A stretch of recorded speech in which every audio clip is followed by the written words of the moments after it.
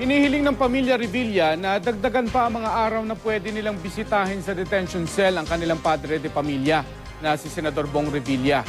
May mga pumupuna naman sa pagbisita ng ilan niyang kaanak na lampas daw sa pinapayagang oras. Makibalita tayo kay Oscar Oida. Sa unang weekend ni Senador Bong Revilla sa detention cell sa Camp Crame, dinalaw siya ng halos buo niyang pamilya. Kahapon nga, kasama pang dumalo sa ginawang worship service ang ama ng senador na si Don Ramon Revilla Sr.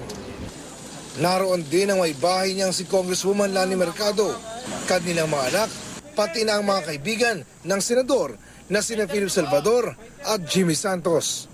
May bit-bit silang mga pagkain. Gusto rin sana ng pamilya Revilla na makapagpasok ng air cooler sa piitan ng senador, pero hindi ito pinayagan ng pulisya. Kailangan daw kasi ito ni Revilla, lalo pat nagkaka-migraine daw ito dahil sa sobrang init. Mainit po talaga sa loob. Mainit, maalikabok at minsan daw sa gabi daw sinasabi ni Sen may mga daga daw doon sa mga ipis. Pero nahuli niya na daw at wala nang problema. Nito namang Sabado, nakabisita sa senador ang kapatid niyang si Andrea Bautista Inares at ang mister nitong si Antipolo City Mayor Junjun Inares.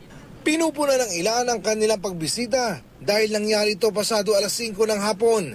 Gayong alas 9 ng umaga hanggang alas 3 lang daw ng hapon pwedeng bisitahin ang senador.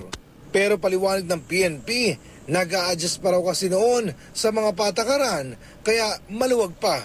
Pero mula kahapon, mahigpit na raw na pinapatupad ng schedule na 9 a.m. to 3 p.m. na visiting hours para sa senador tuwing Huwebes at Linggo.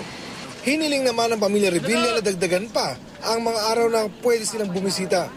Tuwing wala naman daw ang pamilya ng senador, lilibangin na lang daw niya ang kanyang sarili sa pagdilig ng mga halaman at paglilinis ng kanyang kwarto. Oscar Oida, GMA News.